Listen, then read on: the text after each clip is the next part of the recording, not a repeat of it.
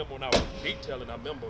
David Bolding is running into a roadblock with his 2005 GMC Yukon. He financed it for about $21,000 in 2016 from Carmart on Highway 31 in Decatur. After trying to trade it, he was told by another dealership alerts popped up on the SUV's history report. And I went to Lynn Layton. They did the Carfax on this vehicle. It said in '05 it came from Louisiana up underwater. It was a Savage. According to Bolding, that condition was never disclosed to him. He went back to Carmart with questions. The manager out there named Darren. So I spoke to Darren. I said, Darren, I said, man, I can't trade this vehicle. He talking about it was his mistake. He didn't know nothing about it. Bolding is in contact with Carmart but says their resolutions are unacceptable. We made a trip to the dealership to speak with the GM. I was just wondering if you would mind answering a few questions about, how you guys Go ahead and call this number right here. Everything's going to be handled through our corporate office. Okay.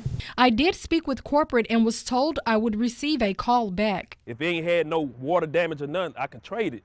When you're looking for a new vehicle, you want to make sure you always check your title and ask for a copy of a Carfax report. Carmart still had the title. It said Savage. It said Savage. Bolding says he was shown the title for the first time after he confronted the dealership.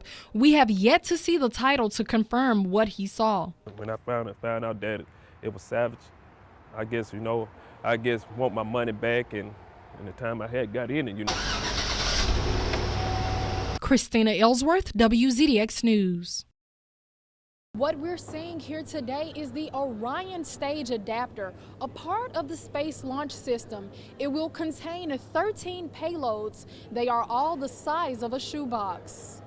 This is just an evolution to not only to new destinations for those CubeSats. And so we're going to be learning. This piece of hardware is headed to Kennedy Space Center in Florida. Attaching the SLS to the Orion crew vehicle, the adapter will operate on the first flight at the end of this decade. It also includes spots for 13 small cube satellites that'll fly as well. Those satellites will go into deep space orbit and will be deployed from the SLS along the way. Each one will have its own individual mission. Some are looking at the moon, some are looking at volatiles on the moon, ice that's hidden on the surface of the moon.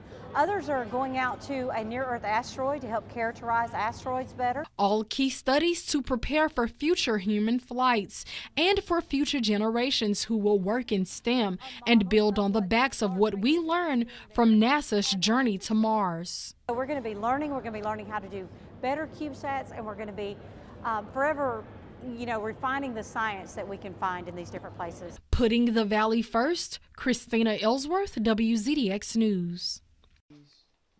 Tabitha Bailey sifted through piles of paperwork. Those piles include letters of complaints to the EEOC, letters written by Bailey accusing North Cortland's Mayor Riley Evans of sexual harassment. And when I rejected him and actually took the initiative to go to council, and council made him aware of my telling them that I was being sexually harassed by him, this is when all of the retaliation started. Bailey was appointed as city clerk by Mayor Evans just over a year ago. She tells me she also operates as magistrate. This man, on a daily basis, has come to me, and it really was every day in the beginning, but it was this one day in particular that he came to me and he sat down in the office, he pulled a chair up next to me, and I thought we were actually fixing to talk about something dealing with the city hall.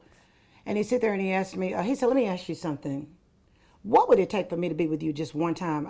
In August, Bailey was suspended. Mayor Evans says she was insubordinate, but Bailey said her suspension was retaliation. She was immediately reinstated after a vote with City Council. For a second time this week, Bailey was again suspended. I could leave, go to the doctors, do this or that, because I guess he felt in his heart of hearts he was eventually going to have his way. She says this recent suspension stems from her not working the day after Christmas, which she says is a holiday. According to Bailey, she has a pending lawsuit against the mayor and says there is an ongoing investigation by the EEOC. It's not about money.